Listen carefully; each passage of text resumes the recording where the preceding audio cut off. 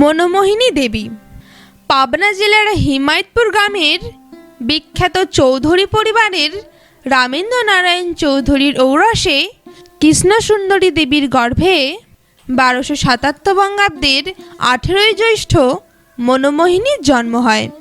ছোটবেলায় সবাই তাকে আদর করে মনু বলে ডাকত। বাল্যকাল থেকেই মনু ছিলেন ঈশ্বর অনুরাগী। পিতা রামেন্দ্র নারায়ণ ছিলেন অতীব নিষ্ঠাবান, আদর্শনিষ্ঠ, সৎ এবং তেজস্বী পুরুষ। দিনের অধিকাংশ সময়ই তিনি পূজা পাঠ, নাম ধ্যান এবং সদ্গ্রন্থাদি পাঠে অতিবাহিত করতেন। তিনি সাত্ত্বিক আহার গ্রহণ করতেন। আজ জীবন তিনি নিরামিষ আহারে অভ্যস্ত ছিলেন এবং সন্তান দিগকেও নিরামিষ আহার গ্রহণে অভ্যস্ত করেছেন। কৃষ্ণসুন্দরী দেবী রামেন্দ্র নারায়ণের দ্বিতীয় পক্ষের স্ত্রী। প্রথমা স্ত্রী নিঃসন্তানা ছিলেন বলে রামেন্দ্র নারায়ণ দ্বিতীয়বার দ্বার পরিগ্রহ করেন। কৃষ্ণসুন্দরীর গর্ভে রামেন্দ্র নারায়ণের 3 পুত্র ও 3 কন্যার জন্ম হয়। রামেন্দ্র নারায়ণের জীবদ্দশাতেই প্রথম ও তৃতীয় সন্তান অর্থাৎ 2 পুত্র মৃত্যুমুখে পতিত হয়। কৃষ্ণসুন্দরী জীবিত অবস্থায় এক কন্যা 40 বছর বয়সে এবং কনিষ্ঠ সন্তান পুত্র যোগেন্দ্র নারায়ণ লোহা 16 বর্ষ বয়সে পরলোক গমন করেন। রামেন্দ্র নারায়ণ মনোমোহিনীর সুশিক্ষার জন্য যথেষ্ট যত্নবান ছিলেন। মনোমোহিনীও ছিলেন অতীব পিতৃভক্ত। পিতা যখন পূজাপাঠ নিয়ে ব্যস্ত থাকেন, অতি শৈশবকাল থেকেই পিতার পূজাপাঠ দেখতেন। একদিন পিতাকে জিজ্ঞাসা করছেন, বাবা, কি কি সদ্গুণ থাকলে মানুষ বড় হয়? উত্তরে পিতা ঠাকুর বললেন, যারা সত্য কথা বলে, পরের দ্রব্যে লোভ করে না, গুরুজনকে মান্য করে, দিন দুঃখীর সেবা করে এবং সর্বোপরি ঈশ্বরে বিশ্বাস ভক্তি রেখে চলে, তাদেরই লোকে মহৎ বলে পূজা করে, ভগবানও তাদের উপর সন্তুষ্ট থাকেন। পিতার এই সকল কথায় ছোট্ট বালিকা মনোমোহিনীর হৃদয়কে স্পর্শ করে। যখনই পিতা পূজা পাঠে বসে, তখনই মনু গুটি গুটি পায়ে ঠাকুর ঘরে প্রবেশ করে পিতার পূজাপাঠ দেখতে থাকে। দেখতে দেখতে তার হৃদয়ের মধ্যে এক ভাবাবেগের সৃষ্টি হয়। তারও মনে স্বাদ জাগে পিতার ন্যায় পূজা করতে। একদিন বলেই ফেলে বাবাকে, বাবা, তুমি যে পূজা করো, আমাকেও শিখিয়ে দাও, আমিও তোমার মতো পূজা করব। পিতা রামেন্দ্র নারায়ণ মনুকে প্রাণাধিক ভালোবাসেন এবং স্নেহ করেন, কিন্তু ছোট্ট বালিকার এই আবদার কেমন করে মেটাবেন তিনি? আবার বালিকাও তার ইচ্ছা থেকে বিরত হয় না। প্রায়ই এই আবদার করায় একদিন পিতা কন্যাকে সান্ত্বনা দিয়ে বলেন, মনু, লক্ষ্মী মা আমার, মন্ত্রণা শিখলে যে ঠাকুর পূজা করা যায় না মা। মনু এবার বায়না ধরে, তাহলে আমাকেও মন্ত্র শিখিয়ে দাও। ছোট্ট মেয়ের এই আকাঙ্ক্ষার কী উত্তর দেবেন রামেন্দ্র নারায়ণ? ভাবেন, মন্ত্র বলে দিলেও ছোট্ট বালিকা সংস্কৃত মন্ত্র কেমন করে উচ্চারণ করবে? কিন্তু বালিকার মনে এই আকাঙ্ক্ষা আরও প্রবল হয়ে ওঠে, পিতাকে একদম ব্যতিব্যস্ত করে তোলে। অবশেষে পিতা একদিন মনুকে সান্ত্বনা দিয়ে বলেন, মা, আমি বলি, আজ থেকে তুমি রোজ ঠাকুর ঘরে বসে মনে প্রাণে তার চরণে প্রার্থনা করতে থাকো। দয়াল ঠাকুর অবশ্যই তোমার আকাঙ্ক্ষা পূর্ণ করবেন। তিনিই তোমাকে মন্ত্র শিখিয়ে দেবেন। সরলমতী বালিকা, তার মনে কোনো কপটতা নেই, নির্মল তার মন। পিতাকে অতীব ভক্তি শ্রদ্ধা করে, পিতার কথায় বিশ্বাস করে। তার পিতা কখনো মিথ্যা কথা বলতে পারেন না। তাই পিতৃদেব পূজা সেরে চলে গেলে ছোট্ট ভাই লোহাকে সঙ্গে নিয়ে চুপি চুপি ঠাকুর ঘরে প্রবেশ করে। আকুলতার সঙ্গে প্রার্থনা জানায়, ঠাকুর, তুমি বাবাকে মন্ত্র শিখিয়ে দিয়েছ, এবার আমাদেরও মন্ত্র শিখিয়ে দাও, আমরাও বাবার মতো তোমার পূজা করব। কিন্তু বেশ কয়েকদিন এইভাবেই বিগ্রহের সম্মুখে বসে আকুল প্রার্থনা জানালেও দুঃখের বিষয় এই যে মন্ত্র পাওয়ার সৌভাগ্য তাদের হলো না। একদিন সরলা শিশুর মনে জাগে, বাবা তো ভোগ রাগাদির পর ঠাকুরকে শয়ান দিয়ে যায়, ঠাকুর ঘুমিয়ে পড়ে। তাই ছোট্ট ভাইটিকে বলে, জানিস লোহা, ঠাকুর ঘুমিয়ে থাকলে আমাদের প্রার্থনা শুনতে পাবে কেমন করে? তাই এবার থেকে ঠাকুরকে জাগিয়ে সিংহাসনে বসিয়ে প্রার্থনা করলে ঠাকুর শুনতে পাবেন এবং আমাদের মন্ত্র শিখিয়ে দেবেন। পরদিন রামেন্দ্রনারায়ণ অন্যদিনের ন্যায় ঠাকুরের ভোগ রাগাদি সেরে ঠাকুরকে শয়ান দিয়ে চলে গেলে দুই ভাই বোনে ঠাকুর ঘরে প্রবেশ করে। ঠাকুরকে শয়ান থেকে জাগিয়ে তুলে বসিয়ে আবদার এবং আকুলতার সঙ্গে প্রার্থনা জানায়, ঠাকুর, এতদিন তুমি ঘুমিয়ে থাকতে বলে আমাদের প্রার্থনা শুনতে পাওনি, আজ তুমি জেগে আছো, আজ আমাদের মন্ত্র শিখিয়ে দাও ঠাকুর, আমরা বাবার মতো তোমার পূজা করব। বালিকা ঠাকুরের চরণে অন্তরের আকুল আকুতি নিবেদন করে অশ্রু বর্ষণ করছে আর প্রার্থনা জানাচ্ছে। দীর্ঘ সময় ধরে প্রার্থনা করতে করতে বালিকা তন্ময়াবৃষ্ট হয়ে পড়ে। বালিকার প্রার্থনা নিষ্ফলে যায়নি, দয়াময় সদয় হলেন। ওই সময় মনোমোহিনী দেখতে পান ঠাকুর ঘরখানা অত্যুজ্জ্বল আলোকে উদ্ভাসিত, বিগ্রহ দেবতার মূর্তি কোথায় অদৃশ্য। সেখানে উপস্থিত এক সুবেশভূষিত উন্নত বপু দীর্ঘ মৈশ্রগম্ভ বিশিষ্ট গৌরকান্তি, এক জীবন্ত দিব্য পুরুষ মূর্তি, এবং তার পদতলে গলিত কাঞ্চনতুল্য অত্যুজ্জ্বল রাধাস্বামী এই অক্ষর চারটি জ্বলজ্বল করছে। এই অদ্ভুতপূর্ব অলৌকিক দৃশ্য দেখে বালিকা স্তম্ভিত হয়ে পড়ে এবং বক্ষস্থল ভয়ে কম্পিত হতে লাগল। ভয়ে এবং বিস্ময়ে চক্ষু মুদ্রিত করে। কিছুক্ষণ পরে চোখ খুলে দেখে সেই উজ্জ্বল আলোও নেই, সেই অপূর্ব মূর্তিও নেই এবং সেই অক্ষরগুলিও নেই। কিন্তু অক্ষরগুলি এবং সেই বিরাট সৌম্যমূর্তি তার মানসপটে অঙ্কিত হয়ে রইল। স্বাভাবিক অবস্থায় ফিরে এলে বালিকা তার পিতৃদেবকে সবিস্তারে ধ্যানলব্ধ উপলব্ধির কথা বলে। এই অদ্ভুতপূর্ব ঘটনার কথা অবগত হয়ে রামেন্দ্রনারায়ণ বিস্মিত ও কৌতূহলাবিষ্ট হয়ে কয়েকজন প্রাজ্ঞ পণ্ডিত ব্যক্তির সঙ্গে বিশেষভাবে আলোচনা করেন। সকল বৃত্তান্ত অবগত হয়ে তারা অভিমত ব্যক্ত করেন যে যদিও ইহা কোনো শাস্ত্রীয় মন্ত্র নয়, তবুও বালিকা যখন স্বয়ং এই মূর্তি দর্শন করেছে এবং এমন নাম প্রত্যক্ষভাবে পেয়েছে, তখন ওই নাম এবং মূর্তি ধ্যান করা উচিত।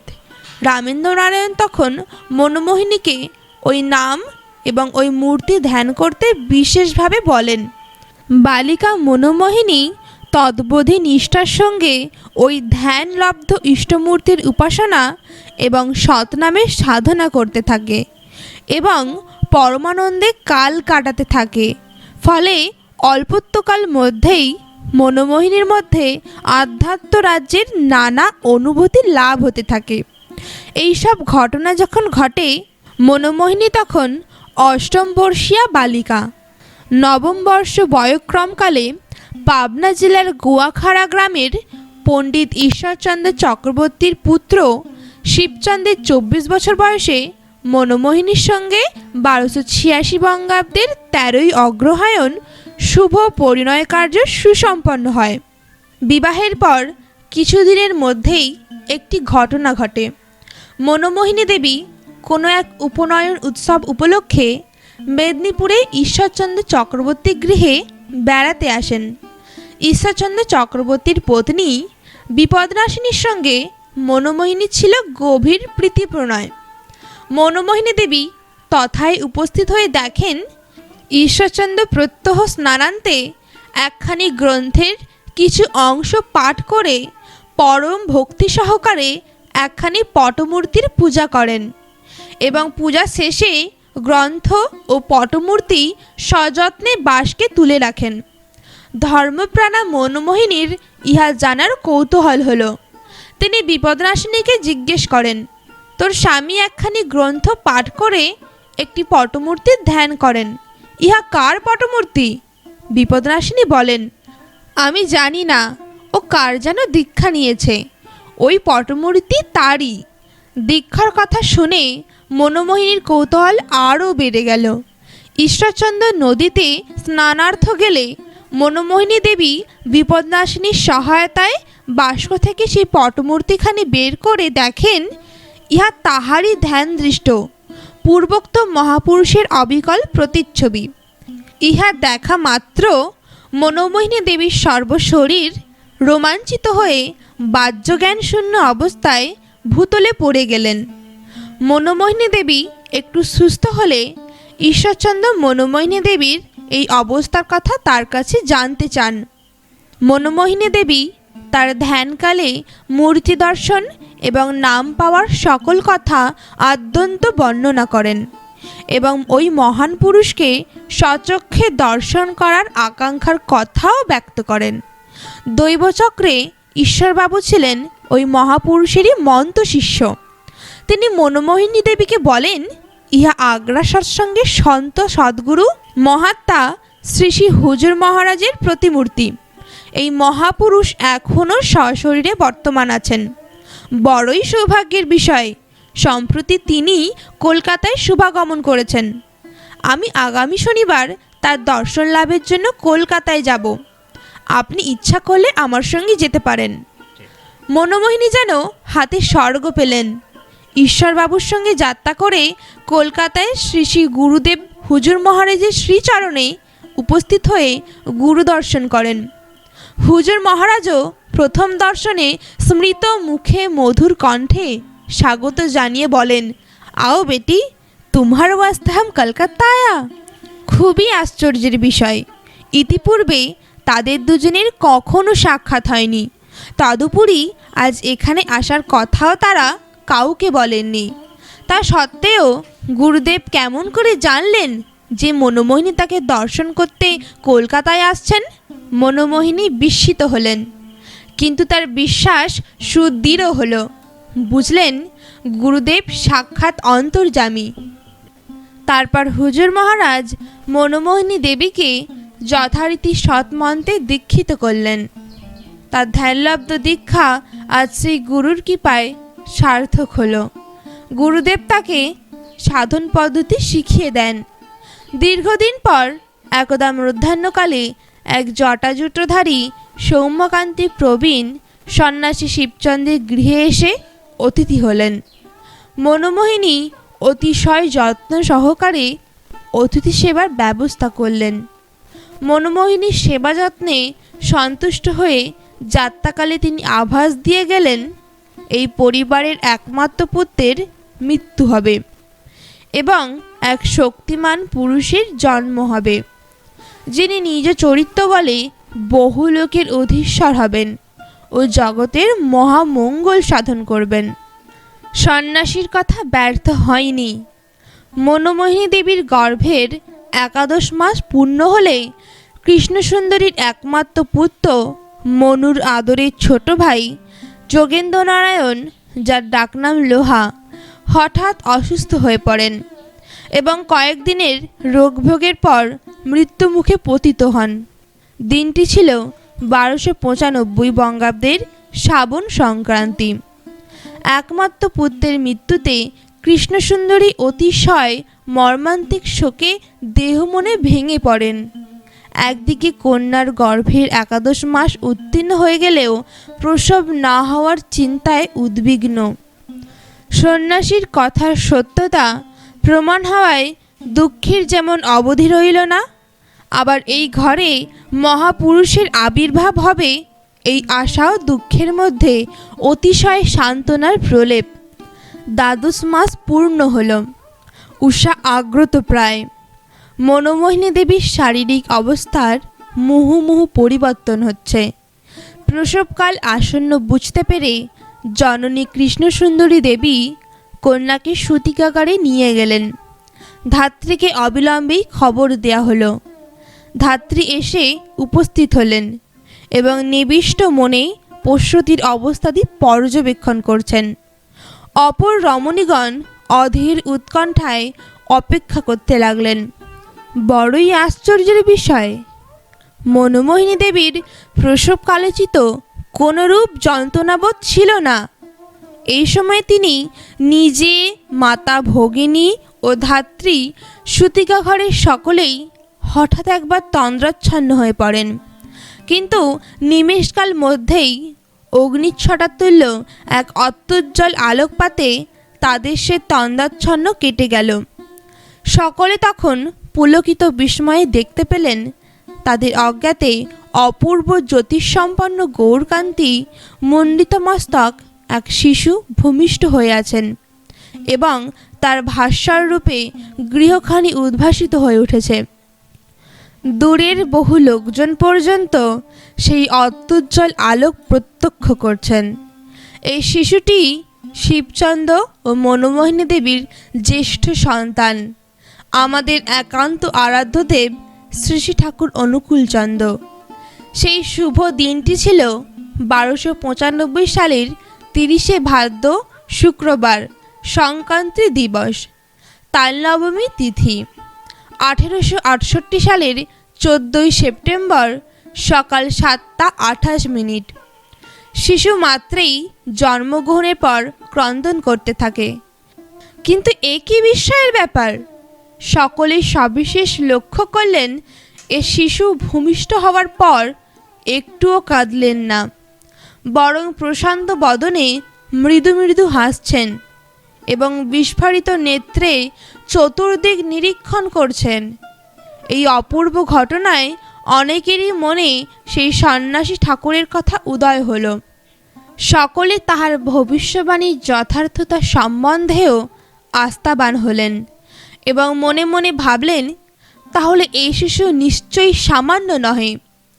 যোগেন্দ্রনারায়ণের শোচনীয় মৃত্যুতে পরিবারে যে শোকের ঝড় উঠেছিল, দৈবানুগ্রহে মনোমোহিনী দেবীর অঙ্কে এই অনুপম অপত্যটির শুভাবির্ভাবে তা অভূত পরিমাণে প্রশমিত হল। শোকাতুরা কৃষ্ণসুন্দরী তাপিত প্রাণ শীতল হল। সূচনা হল বর্তমান সৎসঙ্গের প্রাণপুরুষ শ্রী শ্রী ঠাকুর অনুকূলচন্দ্রের শুভ আবির্ভাবে আগামী দিনের সৎসঙ্গ আন্দোলন। মনোমোহিনী দেবীর কঠোর সাধনায় সঙ্গে সঙ্গে সাহিত্য এবং সঙ্গতি প্রীতিও ছিল অসাধারণ। তার কিছু লেখার মধ্যে সে সম্বন্ধে আমরা জানতে পারি। পুত্রের অন্নপ্রাশনে পুত্রের নামকরণ করে অনুকূল, এই 4টি অক্ষর দিয়ে যে 4টি লাইন রচনা করে পুত্রকে আশীর্বাদ করলেন, তা তার গভীর সাহিত্য রস, প্রগাঢ় দর্শন এবং অতীব প্রগাঢ় প্রণাম করে। এক কথায় অভূতপূর্ব। তার পরিচিত এক মহিলা বর্জবালা প্রতি বিয়োগে শোকাতুরা হলে তাকে সান্ত্বনা দেবার জন্য একটি কবিতা রচনা করে তাকে পাঠিয়েছিলেন। মনোমোহিনী দেবীও অনেক সঙ্গীত রচনা করেছেন, যার মধ্যে একটি সঙ্গীত সৎসঙ্গ জগতে বিশেষভাবে সমাদৃত এবং জনপ্রিয়তা লাভ করেছে। এখনও সৎসঙ্গ জগতে প্রভাতী সঙ্গীত হিসেবে এই সঙ্গীতটি অবশ্যই করা হয়। তা হল প্রভাত যামিনী উদিত দিনমণি। নিয়ত গুরুদেবের দিব্যমূর্তি ধ্যান, তার পূর্ণ নাম কীর্তন, তার পূতচরিত কথা এবং প্রায়শ তার পবিত্র সান্নিধ্য সম্ভোগের অমীয় প্রভাবে ভক্তিমতী মনোমোহিনী দেবী কালক্রমে তার বিশেষ অন্তরঙ্গ ও অনুরাগিনী এবং সাধন মার্গের একজন উন্নত সাধিকা হয়ে উঠলেন। আপন গুরুদেবেরই মন ঈশ্বর প্রেমিক লোকপালক আদর্শ চরিত্র একটি সুসন্তানের জননী হয়ে নারী জন্ম সার্থক করার এক প্রবল বাসনা তাকে একসময় এমনই পাগল করে তুলেছিল যে সে কথা তিনি তার জীবন সর্বস্ব প্রিয়পরণের শ্রীপদে নিবেদন না করে পারেননি। প্রিয় শিষ্যার এই অভিলাষে গুরুদেব প্রীত হয়ে মনোমোহিনীকে আশীর্বাদ করে বলেছিলেন, তুমি ভাবিও না, পরম পিতার ইচ্ছায় তোমার প্রথম সন্তান একজন মহাপুরুষ হইবে, সে তোমাকে পূর্ণানন্দ দান করিবে। গুরুদেবের শ্রীচরণে আর একবার আক্ষেপ করে বলেছিলেন, বাবা, আমি থাকি বাংলার এক নির্ভীত প্রত্যন্ত গ্রামে। সেখানে কোনো গুরু ভাই নেই যে একটু সৎসঙ্গ করব। গুরুদেব সেদিন তাকে দুহাত তুলে আশীর্বাদ করে বলেছিলেন, দুঃখ করিস না বেটি, তোর এমন দিন আসছে যে সৎসঙ্গীতে তোর বাড়ি ভরে যাবে। গুরুদেবের প্রতি মনোমোহিনী দেবীর যেমন ছিল অচলা ভক্তি, স্বামীকেও তেমনি দেবতা জ্ঞানে সেবা করতেন। পতি দেবতার স্বার্থ প্রতিষ্ঠা প্রীতির জন্য কায়মনোবাক্যে কর্তব্য সাধনাই ছিল তার গৃহস্থ জীবনের একমাত্র তপস্যা। পিতৃদেব রামেন্দ্র নারায়ণের তিরোধানের পর তার পরিত্যক্ত সংসারের বিপুল দায়িত্বভার নিয়ে শিবচন্দ্র যখন খুবই বিব্রত, তখন পতিব্রতা সহধর্মিণী রূপে, আদর্শ স্ত্রী রূপে তিনিই ছিলেন তার সাহায্য, বল, ভরসা ও প্রেরণার মূল উৎস। মনোমোহিনী দেবীর মনোবল এবং গুরুর প্রতি বিশ্বাসে তার গভীর আত্মপ্রণয় এতখানি ছিল যে সংসারের কোনো প্রকার সংকটকেই তিনি কর্তব্য বিমূঢ় হতেন না। একবার স্বামী শিবচন্দ্র একাদিক্রমে বহুদিন রোগশয্যায় ছিলেন। সংসারী উপার্জন প্রায় বন্ধ। এই মহাসংকটকালেও তিনি তার যে আত্মবিশ্বাস, অটুট ধৈর্য ও অসীম বুদ্ধিমত্তায় সংসারটিকে রক্ষা করেছিলেন, তা এক কথায় অতুলনীয়। সেই নিদারুণ অভাবের সময়ও তিনি সংসার পরিচালনার ব্যাপারে কোনো প্রকার ত্রুটি রাখেননি।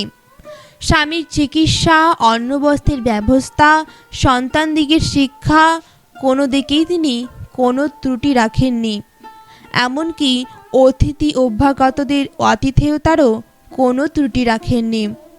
এক কথায় তিনি ছিলেন সাক্ষাৎ দশভুজা। বিষয় সম্পত্তি রক্ষাতেও তিনি তার বিচক্ষণতার পরিচয় দিয়েছেন। পূজা পার্বণ, দিন দুঃখীকে সাহায্য দানেও বিরত ছিলেন না। দিন দুঃখীদের প্রতি মায়ের মন ছিল সদা জাগ্রত। নিজ অভাবের কথা কারো নিকট কখনো প্রকাশ করতেন না, বরং অন্যের দুঃখ কষ্ট অভাবের কথা মনোযোগ দিয়ে শুনতেন, যথাযথ প্রতিবিধান করতেন।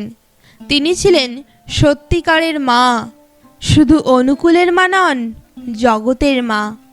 মনোমোহিনী দেবী চিরদিনই অটুট স্বাস্থ্যের অধিকারী ছিলেন। স্বহস্তে সমস্ত কাজ তিনি আজীবন করেছেন। দুঃখের বিষয়, শেষ বয়সে তার চির নীরোগ দেহখানা ভেঙে পড়ে।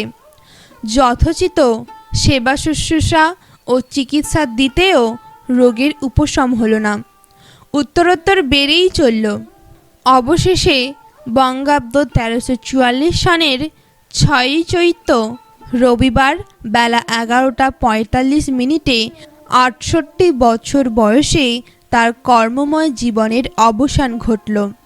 প্রাণাধিক পুত্রকন্যা, পরিবার পরিজন এবং স্নেহাশ্রিত অগণিত নরনারীকে শোকসাগরে ভাসিয়ে মনোমোহিনী দেবী মর্তধাম থেকে মহাপ্রয়াণ করেন।